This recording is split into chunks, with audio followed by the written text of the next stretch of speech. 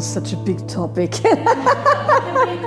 Yeah. Well, no, I'll try and give you an overall. A lot of the things that you're asking about is what this entire 9 months is about, which is really good because it means you've come to the right place, and I actually have something to give you, right? So that's the positive. But I can't unroll it all at once. But I want to just say there's a few things that we want to consider that are separate issues that can't be conflated. So the first thing to be said is that when we have to do, let's call it masculine or go activities, right? We do need that that strong alignment and forward motion, and we do need to discipline our brain to go somewhere and do something. There is no feminine way of doing that because that's bullshit. You know, there's a reason there's something this way, right? This way is this way and not that way. Right? So that's really important to understand because there's a lot of conflation around that. When you need to get shit done, you need to get shit done. And there's only one way to get shit done, and that is to get shit done, right? That's just the way it goes. So, however, within that, we have to consider that a woman's physiology, for instance, is such that usually our energy sits low and pools and flows because reproductive organs, everything that happens from an hormonal, reproductive, survival standpoint happens down here. So we do need to squeeze and we do need to push up, and there's a certain effort that has to be done. Same for men, by the way. It's just their energy system is slightly different, so it has different positive and negative effects. So when you notice that you have a lot of tension, the first thing to examine is can the things that you're doing be done with less tension, right? Because the thing in itself requires a certain amount of tension, right? Like if you lift something up, you can't be totally flabby because then it's not going to be lifted up. But is there other tension that goes on top of that tension that's not needed? And so, for instance, if you have an enormous amount of suffering around having to do masculine activity, that's extra tension. Because you're essentially resisting something, you're pulling back while moving forward. And so you're creating tension and you're creating friction and wear and tear and stuff like that. So the first thing is always to consider, can you do the thing with less tension than you're doing it? Right? And just go, okay, I got to do this now, I'm going to go with it. When I'm done, I'm going to switch. Right? So that's the first thing. Then the second thing is, can you remedy some of that tension by stopping, moving your body, having a cup of tea, smelling a flower, lighting a candle, putting some music on, moving in the car. Having one of my favorite things when I do a lot of emails is I have this prickly ball that I roll my feet on, right? Things like that, where you are reversing the energy flow away from the worst of the tension. So that's always a possibility. The third thing then is to consider that the things we do the most build the strongest habits. Everything we've ever learned, we've learned through repetition. So whatever you repeat the most is the strongest habit pattern in your body. So if you do 12 hours of go, go, go and 10 minutes of nonlinear, right, you have way stronger habit patterns around go, go, go than nonlinear. So how you best counteract the excessive go thing is not to not do that, but to up your flow and to practice your flow so that your flow is as available as the go. And then you get to a point eventually where both muscle groups, so to speak, are equally developed. And here's the good news, because flow is native to a woman's body, it's much faster to train for flow than for go. That is very good news. That's very good news for all of us. It goes, you immediately remember, because it is your native, it's one of your native dispositions. So you don't have to do 12 hours of flow to counteract the 12 hours of go. But you do need to have a bit of muscle there. Because if you don't have muscle, it's going to take a lot of effort to do be, right? You have to do being, and then that creates more of the doing. And so you have to be able to be muscle, nervous system, habit pattern wise, so that you can just flop into being from going and back. And it doesn't take very long, actually, where you then have capacity in both, and then you pick. Because I know people who are efforting into being because, they go, I now must be, and then so they have a whole schedule for being and flowing. And and then what you'll do is you'll just look at the areas where you don't have the development, and then you'll, develop those areas. Okay, that was a very fast and dirty explanation. We'll go there, I think. But there's nothing wrong and there's nothing bad about being able to get shit done, right? And that it doesn't mean you're deficient as a woman or whatever. It's just not the best use of your energy and time all the time, right? Yeah. And I think for me personally, because I live in that place a lot, once I understood the difference, which took a while, because there's certain ideologies around that and all of that. Once I understood that actually a lot of the things that are considered masculine in the, tantric, dogmatic world out there are actually just my native gifts. I'm just really good at getting shit done. That's just, and I love it actually. But it's not a masculine, feminine thing. It's a, what are you good at? Can you do that with minimum suffering and push and effort? And then can you do the other thing with minimum push, suffering and effort as well?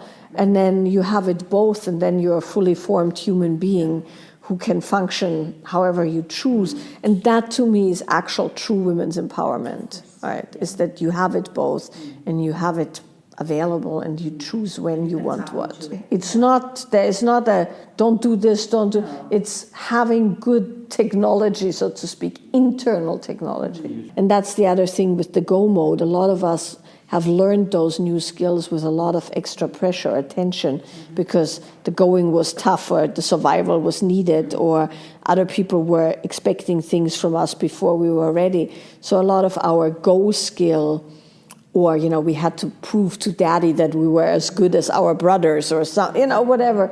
Our go skills often come with a lot of tension. But some women's flow skills come with a lot of tension, right? All right, well, such a loaded topic, right? So there is some traditions, both in the Hindu tantric and the Buddhist tantric traditions, and in some other traditions as well, but you find literature around that in those traditions, in the tantric traditions. And there's also other offshoots that are, a little bit more murky, certain kundalini yoga traditions, and not necessarily kundalini yoga as Yogi Bhajan, because they're all about not having sexual energy and stuff like that. But there's different, versions of kundalini yoga. In those traditions, depending if they're kind of neo-tantric or even neo-yogic traditions or more traditional, that's dealt with differently. And so in the kind of neo-tantric, somewhat, not all of them, but somewhat sex-oriented or even sex-cultish traditions, the rising of your kundalini somehow denotes that you've arrived somewhere. Right, yeah, exactly.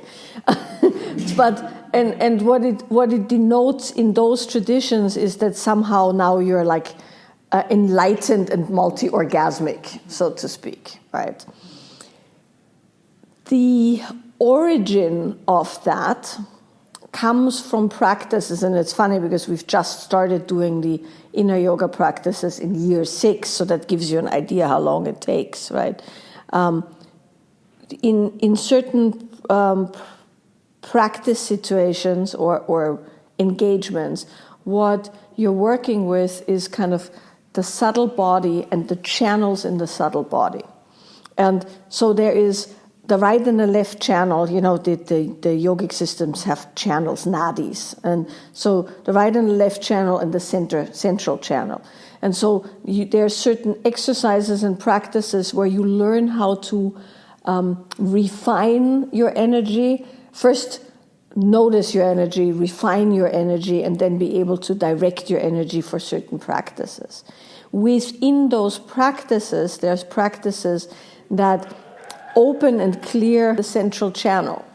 And when you clear and open the central channel, you then start working with the different chakras as centers of energy that denote certain kind of practices and developments and sometimes attainments or powers or whatever, right? However you want to say that. And so the clearer your central channel gets, the easier your chakras spin and things like that. And then you can do these inner marriages of masculine and feminine, and those create bliss states. And the bliss states that they create, they're not, like you said, arousal states. They're like wide open, you know, usually you have to open the heart first, and then it opens your throat, and then it opens your head and stuff like that, if you do it in an organized fashion, right? But that all said, the goal of those practices is a nimble use of your energy, so to speak, for the sake of healing, managing your life force, and then for some people it's awakening or enlightenment. And so why it's such a big deal? For some people, the rising of the kundalini, they connect that with a certain form of attainment, right? Either bodily or spiritually. And of course, in the neotantric thing, cults or teachings, it denotes that somehow now you're sexually open. And now the real danger is that some people essentially force their energy up other people's central channels, which can fry their systems. And you often see that people start having these kind of traumatic things when it when their energy rises, because they have scar tissue or kinks in the system. And so then people talk about kundalini psychosis, and where people dissociate and stuff like that. So that, when you say what's the big deal, people have a lot attached to it, right? Left alone, your body will allow energy to rise as far as it can rise. And as it rises, and if you don't push it and if you don't force it, then different centers in the body open more and more over time. Right? And that's really good and useful and helpful. And I wouldn't necessarily do anything with that.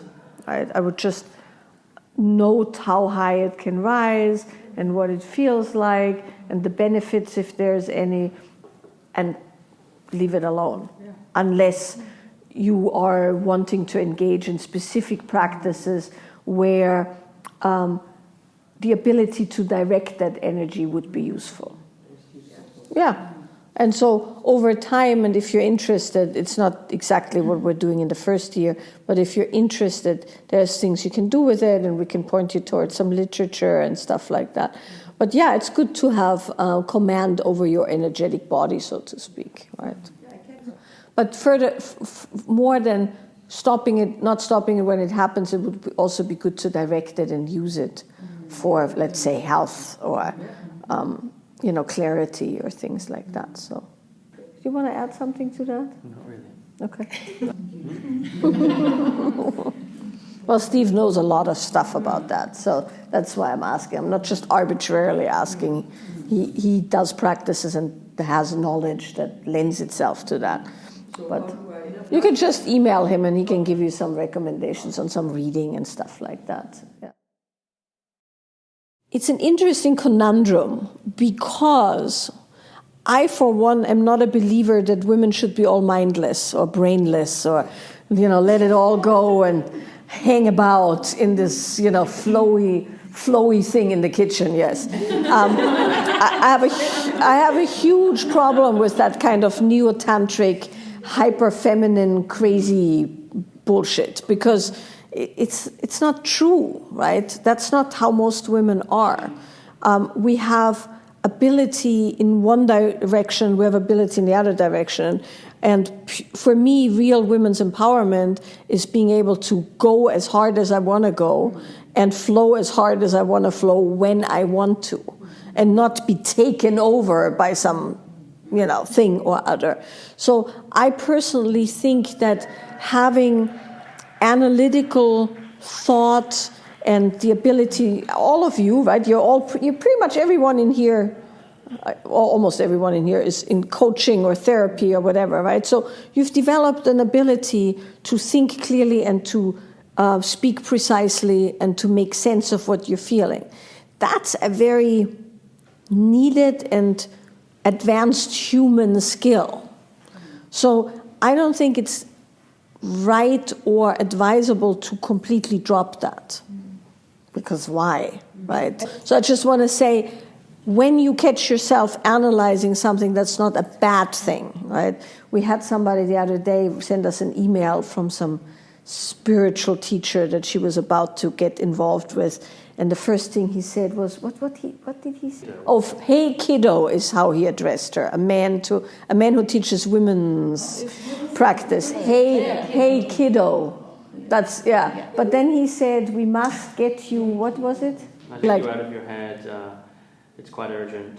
I know how to do that. Yeah. Sort of so he was essentially telling her that thinking is bad, which of course disables her critical function towards this guy, right? So, yeah. So you don't ever want to give up your critical function. So that's what I'm trying to say.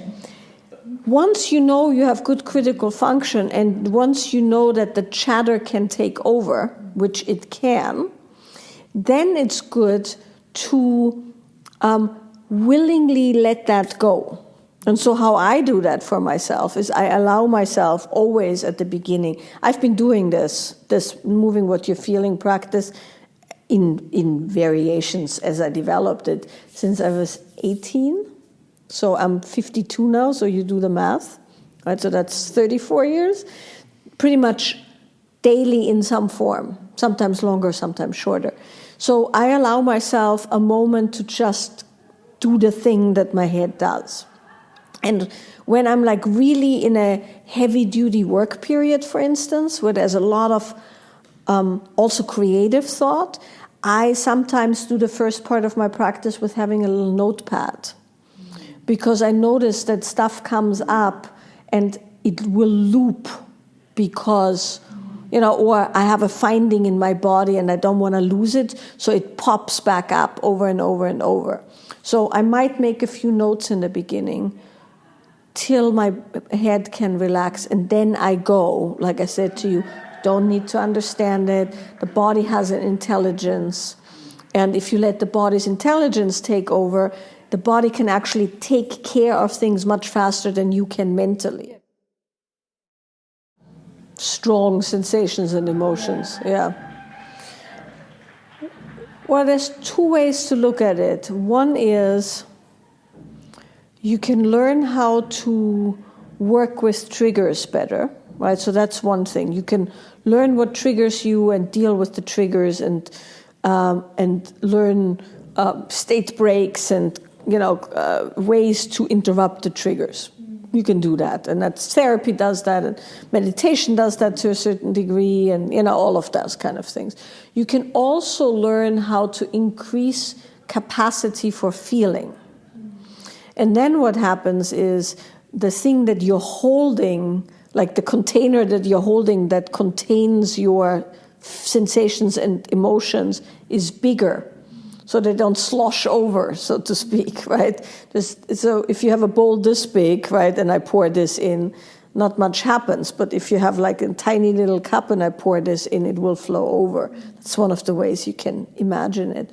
So capacity building comes from relaxation, so being able to relax the body, being able to wash out any excess without resistance or holding on, right? Like not trying to keep it down, but also not trying to push it away, where if it spills over, you let it spill over in an organized fashion, like in what we just did.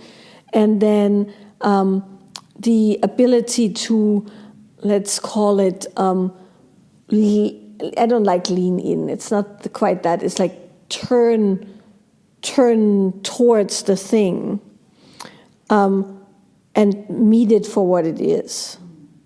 Instead of going, oh, that shouldn't be. I shouldn't feel that. This isn't good. But to go, oh, here we are, right? This is what's happening. And then the capacity building allows you to deal with more of life, so to speak, and conduct life and discard what's not useful and work with what's useful, right?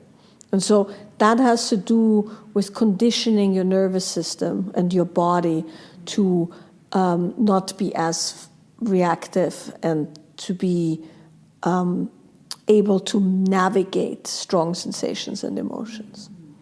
So that's the body way of doing it. Nonlinear helps a lot with that. So yeah, the more you can involve your body, like for instance, you had the situation, right? And then you could feel that you couldn't quite hold it. So instead of freezing down, hunkering down, right, and trying to hold it in, you can just let it run through you and move through it and let the body take care of it and then deal with what's left. Right? So that's one way of dealing with things. You can go into the bathroom, go into the toilet stall, move your body. That's totally doable. Or you'll have to deal with it in the evening, right? But you have to imagine, and I look at a practice, there's different ways to practice. There's remedial practice, meaning you do something to remedy something, and then there's capacity building or maintenance or building something. But you should always use some kind of somatic practice, like you floss your teeth. You should do daily flossing of your nervous system, right?